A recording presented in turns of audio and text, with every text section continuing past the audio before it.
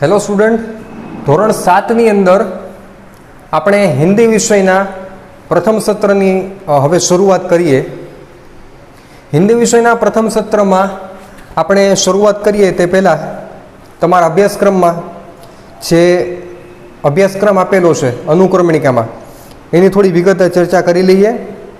પ્રથમ સત્રના હિન્દી વિષયના અભ્યાસક્રમમાં મુખ્ય 8 પાઠ આપણે અભ્યાસ કરવાનો છે અને ભણવાના છે, જેમાંથી 2 છે એ કવિતાઓ છે, એક કહાની છે, એક નિબંધ છે, એક જીવની છે. જીવની એટલે કોઈના જીવન ઉપર આધારિત પાઠ, અને એક છે એ પહેલિયા એટલે ઉખાણાઓ, અને છેલ્લો પાઠ છે એ દોહા છે, જે ગુજરાતી અથવા લોક સાહિત્યના એક ભાગ છે. તો હિન્દીના પ્રથમ સત્રના અભ્યાસક્રમની હવે શરૂઆત કરીએ. પ્રથમ સત્રના અભ્યાસક્રમમાં પહેલો પાઠ છે જેનું નામ છે ચિત્ર કે સંગ સંગ. આ એક ચિત્રપાઠ છે. ચિત્રપાઠ એટલે એવો પાઠ કે ચિત્ર આપેલું છે, એ ચિત્રનો આપણે અભ્યાસ કરવાનો છે, એનું અવલોકન કરવાનું છે અને સમજવાનો પ્રયત્ન કરવાનો છે, અને એમાંથી ઉદ્ભવતા પ્રશ્નો, જે અલગ અલગ પ્રકારના પ્રશ્નો થતા હોય એ અલગ અલગ પ્રશ્નોનો જવાબ આપણે ચિત્રમાંથી શોધી અને હિન્દીમાં લખવાનો પ્રયત્ન કરવાનો છે. તો પેજ નંબર, તમારા પાઠ્યપુસ્તકના પેજ નંબર 1 ઉપર ચિત્ર કે સંગ પાઠ. હવે આ પાઠની અંદર 2 અલગ અલગ ચિત્રો આપેલા છે. પહેલું ચિત્ર પેજ નંબર 1 ઉપર આપેલું છે અને બીજું ચિત્ર છે એ પેજ નંબર 2 ઉપર આપેલું છે. તો આપણે થોડા સમય માટે 1 કે 2 મિનિટ માટે બંને ચિત્રોને શાંતિથી જોવાનો પ્રયત્ન કરીએ અને સમજવાનો પ્રયત્ન કરીએ. પહેલા ચિત્રની અંદર એક શહેરનો વિસ્તાર છે જે દેખાડવામાં આવ્યો છે, જ્યાં રસ્તાઓ ઉપર અલગ અલગ પ્રકારના વાહનો પસાર થાય છે. રસ્તાની એક તરફ, ફૂટપાથ તરફ અલગ અલગ માણસો અલગ અલગ પ્રકારની ક્રિયાઓ કરે છે. એક પંચરવાળો છે એ સાયકલમાં હવા પૂરે છે. એક સ્ત્રી છે એ માથા ઉપર કોઈ ટોપલામાં કોઈ ખાવાની વસ્તુ લઈને વેચવા નીકળે છે. એક ફુગ્ગાવાળો ફુગ્ગો વેચી રહ્યો છે. એક લાકડાના સ્ટેન્ડ ઉપર પોપટ બેઠો છે અને પાછળ એક દુકાનમાં કોઈ 2 વ્યક્તિ કોઈ વસ્તુ વેચી રહ્યા છે. રસ્તાની આ તરફ અલગ અલગ પ્રકારના બિલ્ડિંગ છે, અલગ અલગ પ્રકારની ઇમારતો છે, અને રસ્તાઓ પરથી મોટરસાયકલ, રિક્ષા, મોટરગાડી અને અલગ અલગ બીજા વાહનો પસાર થઈ રહ્યા છે. ત્યાર પછી પેજ નંબર 2 ઉપર બીજું એક ચિત્ર આપેલું છે. જે ચિત્રની અંદર પહેલા ચિત્ર જેવું જ છે, પણ એમાં એક ઘટના થઈ રહી છે, એક ક્રિયા થાય છે. શું ક્રિયા થાય છે?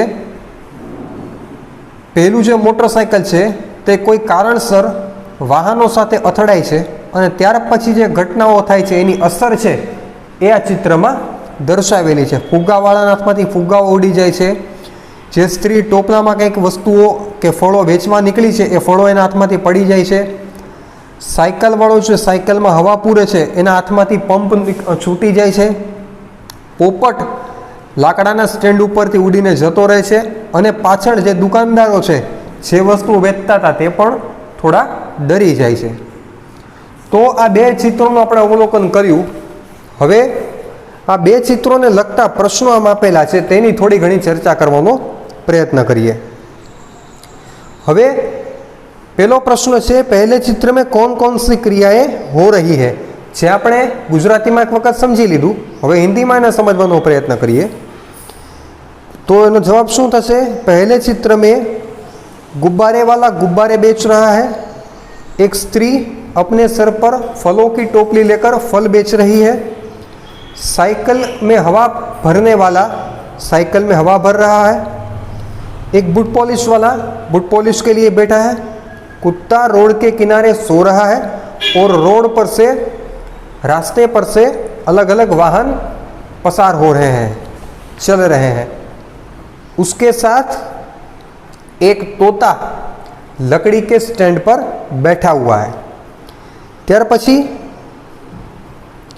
બીજો પ્રશ્ન છે, गुब्बारे हवा में क्यों उड़ रहे हैं.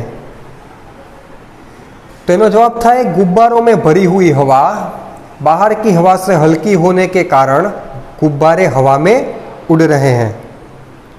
तीजो प्रश्न है, ट्यूब में हवा कब और क्यों भरी जाती है? तो एनो जवाब शू थाय? जब साइकिल की ट्यूब में हवा कम हो जाती है तब ट्यूब में हवा भरनी जरूरी हो जाती है। चौथो प्रश्न है, चित्र में कुत्ता मुंह लटका कर क्यों लेट गया है? तो एनो जवाब આપણે શું લખી શકીએ? कुत्ता मुंह लटका कर लेटा हुआ है क्योंकि उसके पास दूसरा करने के लिए कोई भी कार्य है नहीं, जे આપણે આમાં જોઈ શકીએ છીએ। ત્યાર પછી છે કુંજડીન એટલે સબ્જી बेचने वाली कहाँ कहाँ जा सकती है? तो આપણે શું લખી શકીએ? सब्जी बेचने वाली रिहायशी इलाकों में जहाँ लोग रहते हैं वहाँ सब्जियाँ बेचने जा सकती है। बीजू सब्जी मंडी में सब्जी वाली सब्जियाँ बेचने जा सकती है। बे जगह जो शाकभाजी वाली है शाक बेचवा जई सके। एक तो રહેઠાણનો વિસ્તાર જ્યાં હોય ત્યાં અને બીજું જ્યાં શાકભાજીની બજાર ભરાતી હોય ત્યાં। ત્યાર પછી रिक्शे में एक ही यात्री क्यों बैठा है? तो એનો જવાબ શું થઈ શકે?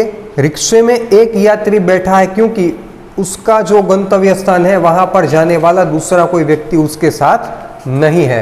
गंतव्य स्थान એટલે જ્યાં એને પહોંચવું છે ત્યાં। ત્યાર પછી चित्र बीजू। હવે આ બીજા ચિત્રની અંદર જે પ્રશ્નો પૂછેલા છે એ પ્રશ્નોની ચર્ચા કરીએ। टायर फटने पर क्या क्या हुआ? હવે આમાં ચિત્રમાં દેખાય છે કે સાયકલના જે ટાયરમાં હવા પૂરે છે તેના કારણે એ હવા વધુ થઈ જવાથી ટાયર ફાટી જાય છે। તેનાથી કઈ કઈ પ્રકારની અસરો થાય છે એની ચર્ચા આપણે હિન્દીમાં કરવાની છે। તો એનો જવાબ આપણે લખી શકીએ કે टायर फटने पर हवा भरने वाला डर जाता है, बूट पॉलिश की पेटी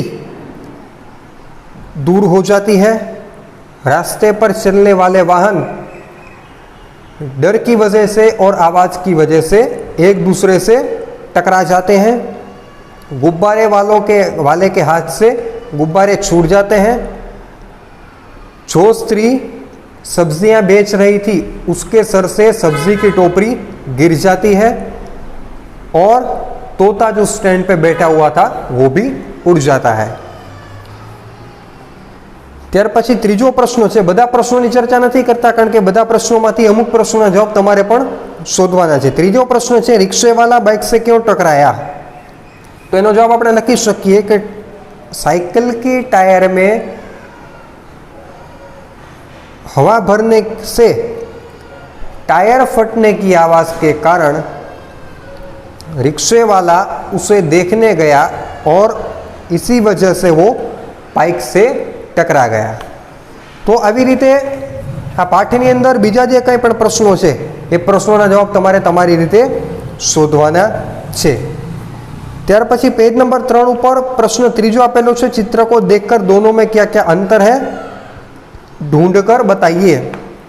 तो आ चित्रमा अलग अलग प्रकारना तफावत છે જે તમારે તમારી રીતે શોધવાના છે અને પેન્સિલથી એના ઉપર રાઉન્ડ કરવાનું છે જે જગ્યાએ તફાવત હોય એ જગ્યાએ। તો આમાં કુલ જેટલા પણ તફાવત હોય એ તફાવત તમારે શોધવાના છે। એક તફાવત હું તમને જણાવી દઉં છું, બીજો તફાવત તમારે તમારી રીતે શોધવાનો છે। સૌથી પહેલો ધારો કે તફાવત છે તો આ ચિત્રમાં માછલીના મોઢા બંનેના મોઢા જમણી તરફ છે, જ્યારે આ ચિત્રમાં એક જ માછલીનું મોઢું જમણી તરફ છે, બીજી માછલીનું મોઢું ડાબી તરફ છે। તો આ અહીંયા પણ આપણે રાઉન્ડ કરવાનો છે અને અહીંયા પણ આપણે રાઉન્ડ કરવાનો છે। આવી રીતે આ ચિત્રમાંથી અલગ અલગ પ્રકારના તફાવતો છે એ તમારે તમારી રીતે શોધવાના છે। તો આ ચિત્ર વાર્તામાં બંને ચિત્રોનો એક વખત અભ્યાસ કરવાનો છે, એને સમજવાનો પ્રયત્ન કરવાનો છે અને બંને ચિત્રને આપેલા પ્રશ્નોના જવાબ આપણે હિન્દીમાં શોધી અને લખવાના છે। Thank you.